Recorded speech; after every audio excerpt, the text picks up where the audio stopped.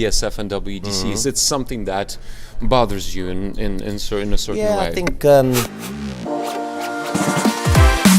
Ladies and gentlemen, welcome to 2018 South Open Dance Sport Championships. I'm Igor Shalvarov, and beside me is a 10 times ballroom champion, the man on the wheels, and nobody could see his and figure out his technique,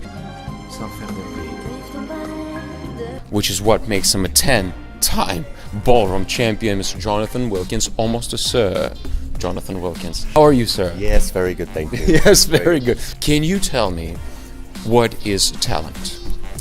What is talent? Yes, I think talent comes from hard work and perseverance. Talent is very kind of, we throw that word out a lot, you know, they're talented. Yeah. You can see some talented kids, but generally I think talent comes from hard work. If you put the hard work in, you put the hours in, generally you become a better dancer. I've seen some talented kids and they're talent, but they don't have the perseverance or the work ethic. So they sort of get that label as talented. Let's say, hypothetically, we take two dancers who work the exact same amount of hours on their dancing. And then by the end, would you say that one has something inside them? They put in the exact same amount of numbers? Yeah, I think if you do it that way, if you put, like, say, the same, two dancers, same amount of lessons, maybe same amount of practice, then yes, you could say that one of them maybe has a more natural ability. Is that the talent part then? That would be a little bit more the talent part, yeah, the natural ability. If it was even, if everything was even, lessons were even, practice was even. Since we, like you said, use and overuse the word a lot of talent right now, and talented, a talented dancer. If we look at competitions in dancing, let's say 10 years ago, and dancing right now, would you say we have more talented people now than to when we had? Yes, I mean the dance business is sort of going through a crisis right now with all the sort of splits in the federation, so it's got diluted a little bit. How so? Just because of the whole fraction Separation. between WDC, WDSF, and then there's fractions and within fractions, and I think the emergence of China has brought a lot of dancers talented. We say talented, again not really talented because these kids dance all day, they're in academies. I think there are more numbers. I would say there are slightly more talented people. It's just kind of spread out now because of all the splits with the federations, and I think worldwide, even though there's splits, I think the emergence of China is a big thing. The re-emergence, because Russia and, let's say, Ukraine have always been there, but those two countries are going sort of through a re-emergence of dance talent, in a sense, with all the kids doing very well.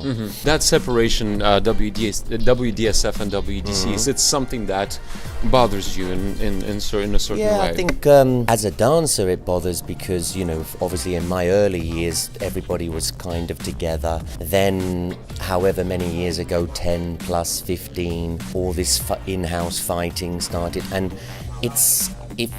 I don't know the exact, but how it started was some irrelevant thing, but what we've ended up with Is it affected dancing overall? just affecting, and then there's all this, you know, different couples are being forced to choose to go here or there, and that's where this whole freedom to dance thing came from. You could see there's a few people at the top that are making sort of business decisions.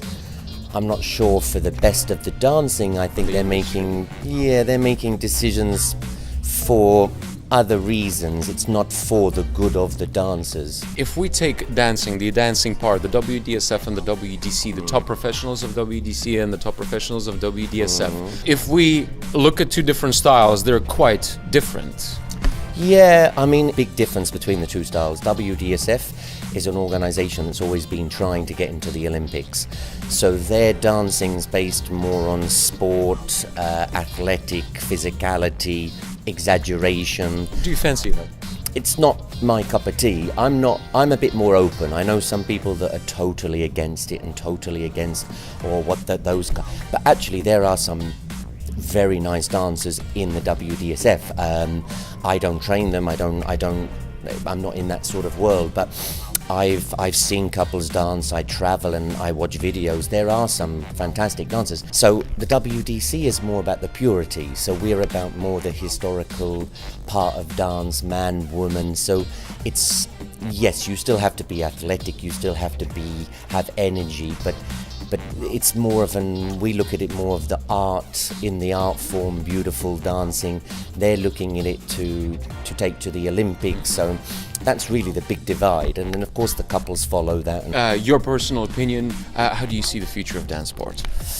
I think generally it's good. Dancing around the world is much bigger, and I think the emergence again of Pro-Am, funnily enough, which has always been an American thing, but I travel around the world. I'm in Asia, I was in Ukraine last week, I was in Moscow, Italy. But 10 plus 20 years ago, I was an Englishman in America, of course involved in Pro-Am, but it was kind of something that wasn't looked upon very favourably in Europe years ago. The Pro-Am thing, you always got the questions, oh, do you teach Pro-Am and all this?